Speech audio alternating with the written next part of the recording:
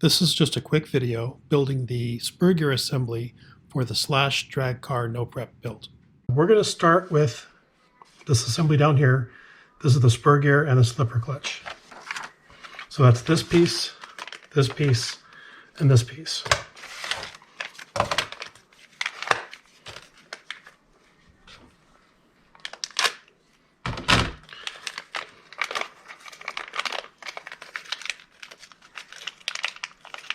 Slippers, usually I start with a working version and then kind of work my way back.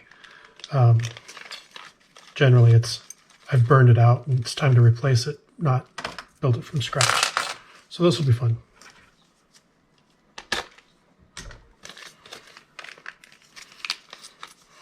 I like ready-to-run kits, but with a ready-to-run kit, oftentimes you don't know how to work on them because you never put them together in the first place. Okay, so the way this goes together, we have this piece goes in here, right there, got it. And then I need some screws. Oh gee, if I only had screws. Well, actually it probably came with screws. No, but I have screws. So let's see what those screws look like. Okay, they're little. So I fumbled around with those screw set for a little bit, tried a few different ones and none of them fit. Turns out I had already purchased the screws. Looking at the instructions beforehand worked out pretty well.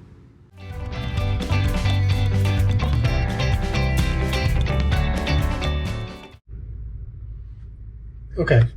So I realized I bought those screws. So I guess I didn't need to dig through there after all. So I need 3 of these screws. And the screws go, so this goes on here like this with a little plate, little thing sticking out. And the screws go in the back.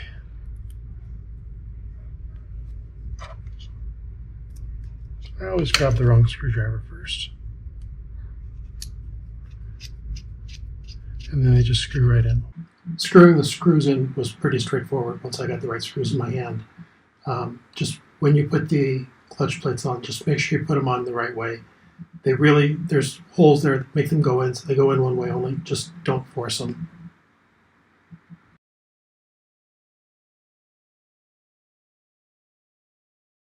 Okay, on the 4-wheel drive cars, this becomes one piece.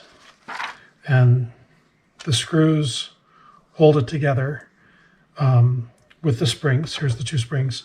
And you tighten it up and that allows your slipper to work. So ultimately it slips right here like this and wears down the clutch plates instead of tearing up your gear. This one, there seems to be a piece that goes, oh, is that this piece here? Yes. I knew I was looking for something else. Okay, this goes here. There we go. This goes here like that. Where I put the slipper clutch is really where the idler gear goes. So I spent some time trying to figure this out, but ultimately I got it right, and I'll explain a little bit more in a few minutes.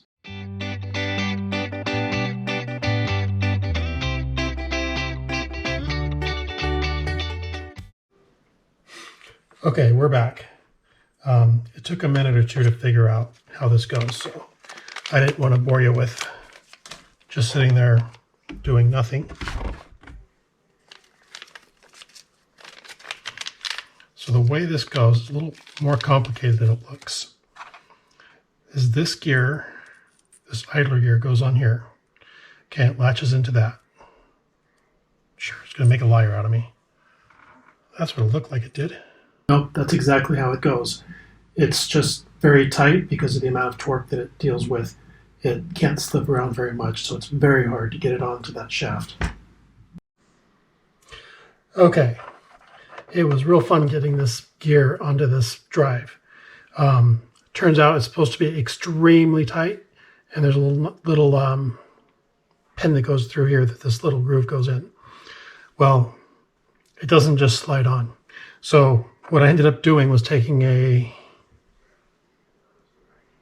11/32 long reach socket, putting it over it, and then using a hammer on concrete to push it down there.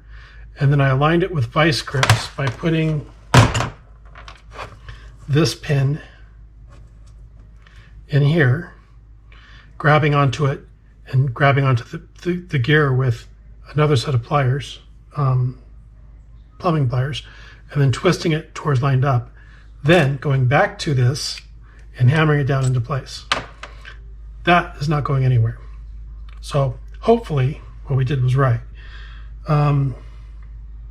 So looking at the instructions, it's where it looks like it goes. So I think we're okay. Yep, that's exactly how it goes. The rest of this document is document transmission video, which I'll upload video now. That's all for this one. If you're enjoying these, feel free to subscribe. If you're enjoying these, feel free to subscribe. Thanks for watching the notification button. Thanks.